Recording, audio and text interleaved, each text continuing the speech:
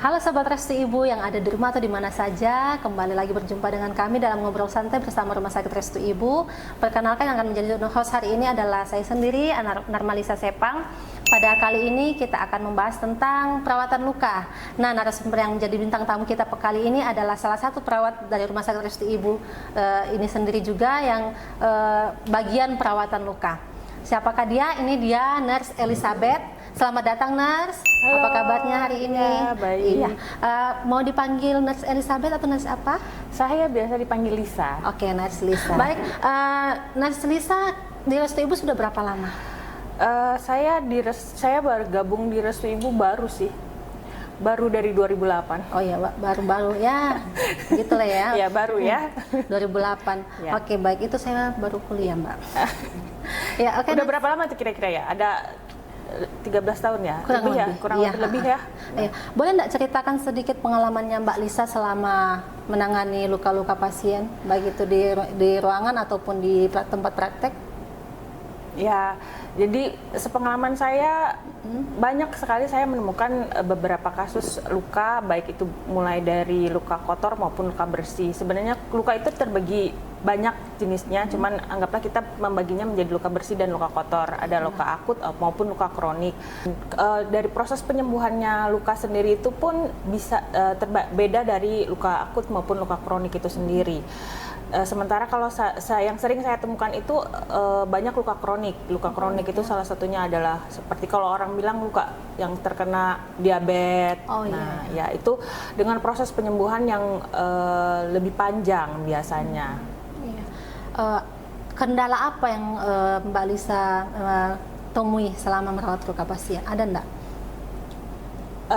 Selama merawat luka, sepengalaman saya dalam merawat luka itu, kendala yang saya temui itu biasanya dari pasiennya sendiri.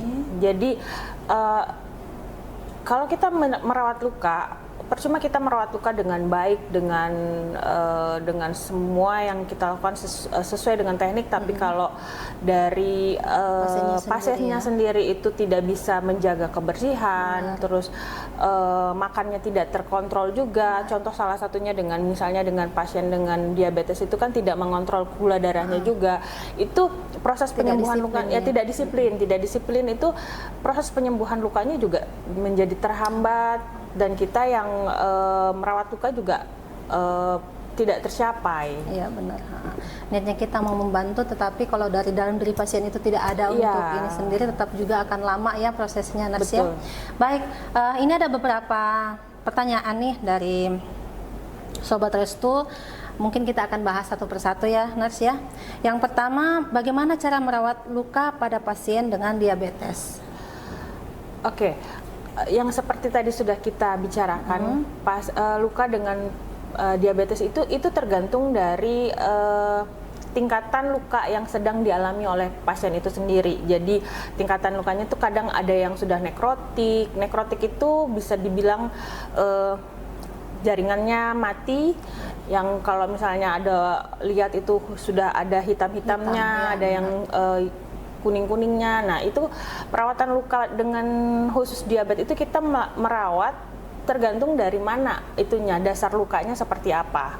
Nah, dari dasar lukanya itu baru kita tentukan kita mau merawat luka seperti apa. Kalau misalnya dasar lukanya tuh sudah ada nekrotik, sudah ada jaringan-jaringan mati, yaitu penanganannya tidak bisa dengan perawatan saja. Itu kita harus juga mengkonsulkan dengan bagian dokter yang biasa menangani perawatan luka. Contohnya mungkin dengan dokter bedah umum dan beberapa dokter yang biasa merawat luka. Diabetes gitu. Terus kalau misalnya dengan perawatan lukanya sudah bagus, tapi kalau kontrol gula darahnya juga tidak teratur, ya itu kembali lagi individunya. Baik, oke. Ada lagi nih, selain perawatan luka, ada nggak cara menghilangkan luka di kaki? Mungkin selain berkonsultasi sama yang ahlinya gitu, dengan dirinya sendiri apa bisa? Ada nggak cara? Menghilangkan luka di kaki itu seperti apa contohnya? Jadi setiap luka itu pasti meninggalkan bekas luka. Kalau menghilangkan bekas lukanya itu ya salah satu caranya ya kakinya dihilangkan. Enggak juga gitu ya. Maksudnya setiap luka, kembali lagi, luka itu pasti akan meninggalkan bekas. Iya, benar. Setiap luka pasti akan meninggalkan bekas, itu tidak mungkin tidak. Mungkin kalau secara kasat mata, bekas lukanya tidak terlihat, tetapi pada dasarnya setiap luka itu pasti akan meninggalkan bekas. Yang dilakukan biasanya hanya meminimalisir bekas luka saja, tapi kalau secara utuh bekas luka dihilangkan itu tidak bisa, karena pada dasarnya ketika luka terjadi di sebuah kulit, di sebuah jaringan, itu kan otomatis kulitnya sudah terjadi kerusakan, dan untuk dikembalikan lagi secara 100% kepada kulit kondisi yang semula itu tidak bisa. Jadi bekas luka itu tidak bisa dihilangkan. Yang bisa dilakukan biasanya meminimalisir bekas luka, dan itu pun menyamarkan, dan itu pun bukan bidang saya hanya sebagai perawatan luka saja, itu khusus ada bidangnya kosmetik tersendiri ya, di mungkin bagian kosmetik mungkin ya. Iya. Oke, ada lagi nih nurse, apa tanda-tanda infeksi yang harus diperhatikan setelah luka dirawat nih? Misalnya mungkin pasien sudah melakukan tindakan operasi misalnya, terus kadang kan memang perawatannya itu ada dilakukan di rumah, perawatan luka di rumah. Nah, bagaimana cara merawat luka itu agar tidak infeksi, dan bagaimana kita menyadari bahwa ini luka sudah infeksi? Oke, jadi kalau tanda-tanda sebuah luka itu sudah terjadi infeksi, pertama ada kemerahan di sekitaran luka. Ya, ada kemerahan di sekitaran luka, terus ada bengkak, merah, seperti itu ya.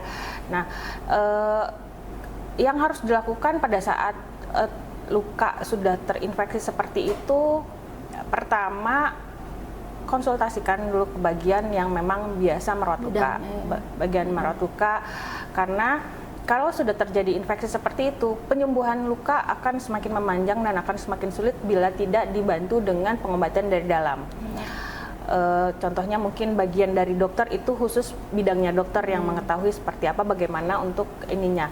Nah, untuk tipsnya sendiri, kalau mencegah supaya tidak terjadi infeksi itu, luka harus dijaga kebersihannya. Jadi contoh, kalau misalnya ada sebuah luka itu jangan dibiarkan terbuka.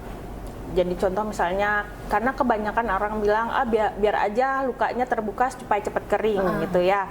Ada beberapa yang bilang begitu, tetapi pada kenyataannya kalau luka dibiarkan terbuka, itu banyak kuman yang masuk, terus ada bakteri yang juga hinggap, atau entah itu ada lalat yang numpang duduk di lukanya gitu kan. Itu kan mengakibatkan jadinya infeksi ya. Lukanya menjadi kotor, dan itu yang menjadi biang bakteri di situ, akhirnya terjadi infeksi. Jadi kalau ada luka itu dibersihkan, ditutup, dan sebisa mungkin luka itu tidak terbuka dan ditutup dengan perban yang bagus dan tidak terkena air. Oke, baik. Satu lagi nih nurse, kalau misalnya ada sobat restu ibu nih di rumah yang kukunya tanpa sengaja kecabut gitu, apakah perawatan yang paling pertama yang harus dilakukan sama sobat restu ibu supaya untuk mencegah tidak infeksi? Terkadang kan kalau misalnya kita cabut kuku nih nurse, terus ada yang masuk ke dalam sudut-sudutnya, itu kan biasanya langsung infeksi kan, langsung meradang gitu. Nah, perawatan apa yang dilakukan di rumah nurse? Kalau cantengan biasanya ya orang bilang itu ya, kalau cantengan biasanya sih kalau untuk kasus seperti itu, biasanya hal yang mesti dilakukan pertama yang pasti dibersihkan. Dibersihkan sela-sela apa sih yang kena kukunya, yang luka itu. Setelah itu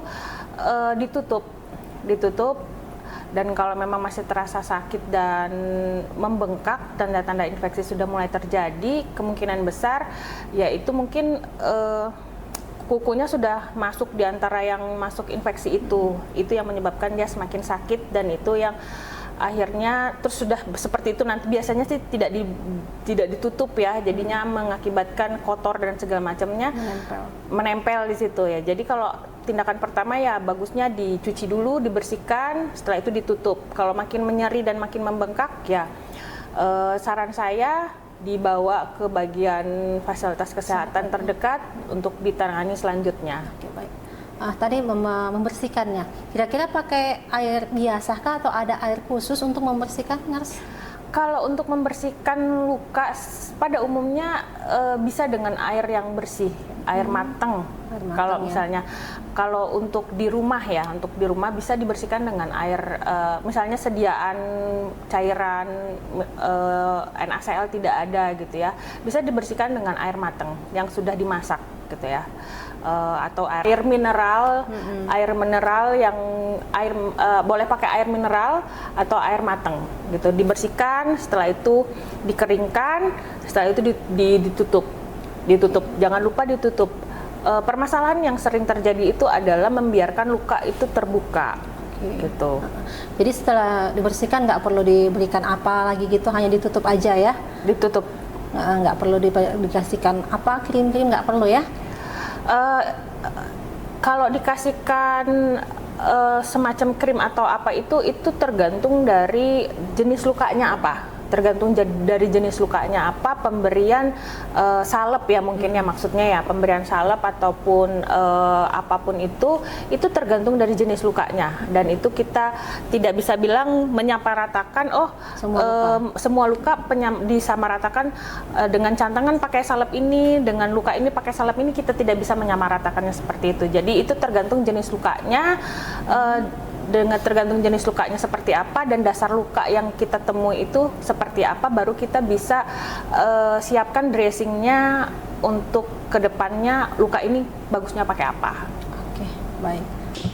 Ya, ini ada satu lagi pertanyaan dari Sobat Restu. Ya. Misalnya ini tentang luka bakar ya, nurse ya. Biasanya kan ada pemahaman orang kalau kita kena luka bakar, ada yang mitosnya katanya dikasihkan kopi atau dikasihkan apa gitu. Apakah itu memang dibolehkan? Atau kalau tidak, kira-kira dari Nurse Lisa penanganan yang tepat untuk luka bakar ini seperti apa? Ya, ini banyak sekali, sampai sekarang sih masih ada memang yang sering saya temui juga seperti itu. Ada beberapa kasus juga saya merawat luka habis terkena siram air panas, bukan langsung dibersihkan tapi malah dikasih minyak atau apa gitu. Nah, jadi pada dasarnya luka yang terkena siram air panas itu hal pertama yang harus kita lakukan adalah mencari air yang mengalir. Mencari air yang mengalir, terus misal contoh di sini yang kena air panas gitu ya, kena air panas ataupun minyak panas, kita cari air yang mengalir, terus kita buka air mengalir, terus kita siram ke luka itu selama mungkin 10-15 menit sampai rasa panasnya hilang. Kenapa? Karena itu supaya mencegah panasnya itu menjalar sampai ke kedalaman kulitnya. Nah, yang sering terjadi beberapa kasus yang di luar sana mungkin orang awam belum paham itu, mereka langsung mungkin ada yang dikasih odol gitu. Mungkin pemahamannya adalah mencari yang dingin gitu kan ya. Kan odol kalau kita sikat gigi kan dingin ya. Cuman itu salah. Kalau misalnya ditaruh odol, nah panasnya itu makin ke dalam dan kerusakan yang terjadi adalah kerusakan kulit yang pada saat kena air panas itu makin dalam. Nah, jadi yang harus dilakukan pada saat kalau terkena air panas itu cari air yang mengalir, kalau bisa air dingin malah, supaya kerusakan yang terjadi pada kulit pada saat kena air panas itu tidak terlalu dalam. Gitu. Nah, sampai dia sudah itu baru dibersihkan. Nah, kalau misalnya kasarnya berani untuk menutup sendiri, ditutup, diperban. Tapi kalau misalnya dilihat merah, langsung dibawa ke fasilitas kesehatan. Nah, jadi tidak ada lagi yang namanya habis kena air panas dikasih kopi, dikasih apa namanya tuh, odol, atau dikasih, ada bahkan kemarin ada yang sempat nanya juga sama saya, dikasih daun pisang, dikasih tutup ya, mungkin nanti setelah itu dikasih nasi, jadi lemper. Jadi tidak boleh lagi seperti itu, karena itu malah akan menambah infeksi dari luka itu sendiri. Jadi kan seperti itu bahan-bahan yang ditaruh di atas luka, kayak sudah luka dikasih odol, dikasih kopi gitu kan, ya makin jadinya malah makin berat infeksinya. Setelah itu nanti setelah kejadian itu malah dibawa ke fasilitas kesehatan, ketemu sama dokter mungkin di situ kan malah makin berat karena infeksinya sudah kemana-mana gitu. Jadi hal yang pertama harus dilakukan pada saat terkena air panas itu cari air yang mengalir, baik itu kena air panas, percikan misalnya kita masak gitu ya, minyak panas itu, cari air yang mengalir, air dingin, kita taruh air itu supaya dia yang menjalar karena panas itu tidak terlalu dalam sehingga kerusakan itu nggak sampai ke dalam gitu. Iya. Ya, baik Nars, sudah panjang obrolan kita saat ini. Intinya kalau kita mempunyai luka, seperti luka itu, intinya kita bersihkan ya Nars ya. Iya. Kita bersihkan dulu dengan tetap menjaga kebersihan tangan mungkin Nars ya, biar tangan kita tidak menjangkit kembali ke ini yang kuman-kuman di tangan kita. Dibersihkan dengan air yang biasa ataupun air mineral boleh ya. Nah, terkhususnya untuk luka bakar, penanganan pertamanya itu yang seperti tadi kita alirkan dengan air yang mengalir dari keran, yang tentunya air itu dingin bukan hangat ya, airnya yang harus dingin ya.